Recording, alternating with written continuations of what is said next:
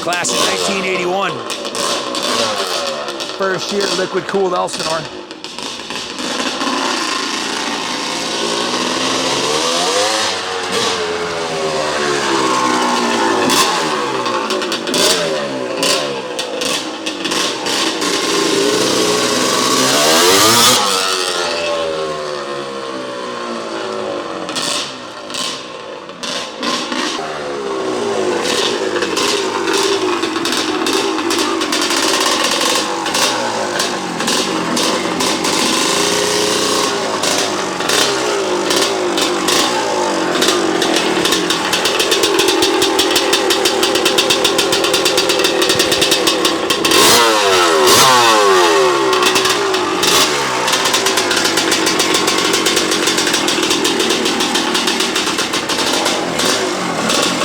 This out, class of 1981.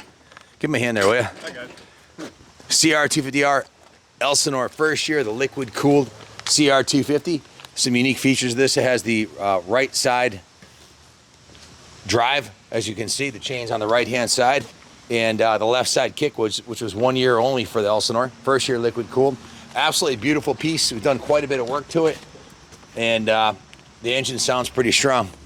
Quite a bit of work to it. As you can see, it has a new front fender on here. We did not change the tire. Why? That's the original tire that came with the bike, the original date code. If you want a new tire, we can put it on there, but it's date coded properly, and it's the original tire it came from. We bought this from a Canadian collector. It was in his 70s, had a whole shitload of Elsinores. We bought 7 CR125s from him, several 250s, and a 500 AF, and the whole collection.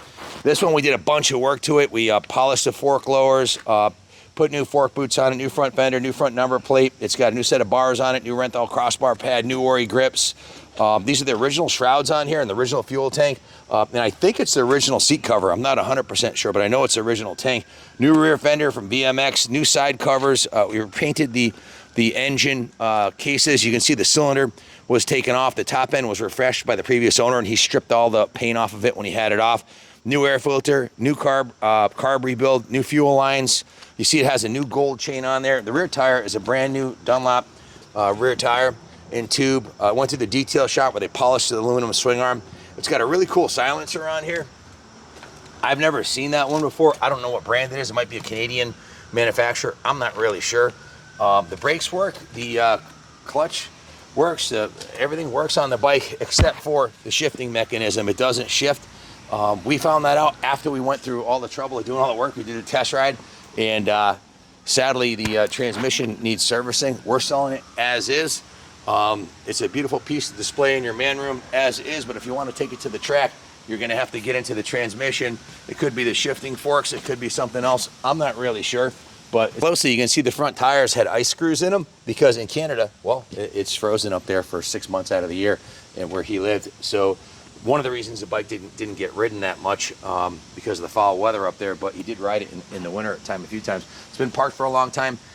Chris seems to think that somebody took it apart and assembled the transmission or the shifting forks inappropriately. We've got 128 bikes waiting to get done, so we're going to offer this one up as is. If it sells, great. If not, we'll split the cases and fix it ourselves. We're just backed up like a year, and the Manic Mechanic's heading to Florida in 2 weeks, so we're backed up and we don't have the time to fix it. So it's being sold as you see it. If you have any questions about it, give us a call, 860-454-7024. You see that's the Chris, did it really originally have the holes in there, or did somebody drill that out? I think somebody drilled it out. I don't remember them having that. That's pretty cool. Anyways, it's like drilled for lightweight. They chamfered them too. Original pegs are intact on it. The original exhaust is intact. The exhaust manifold leaks a little bit. I think it needs a new seal on there because it leaks a little bit out of there. But this thing sounds nasty and it looks the part.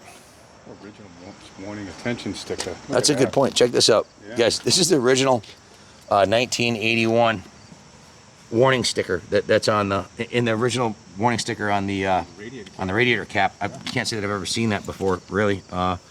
Most of the time they're blown off. You can see the original VIN numbers intact and in perfect condition. Look at the tag too on this side. Let's see. 1981 tag. Check this out. It looks freaking perfect. Yeah.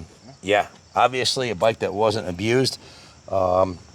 Guy was in his late 70s and had a whole shitload of bikes. We bought, I think he said he had over 30 bikes. We bought, I think, 13 of them total. So you see the engine cases. He did repaint the engine cases before we got it. And it's a beautiful piece. Hopefully it goes to a good home. If you have any questions, give us a call. Thanks for watching, and God bless America, and God bless Canada too.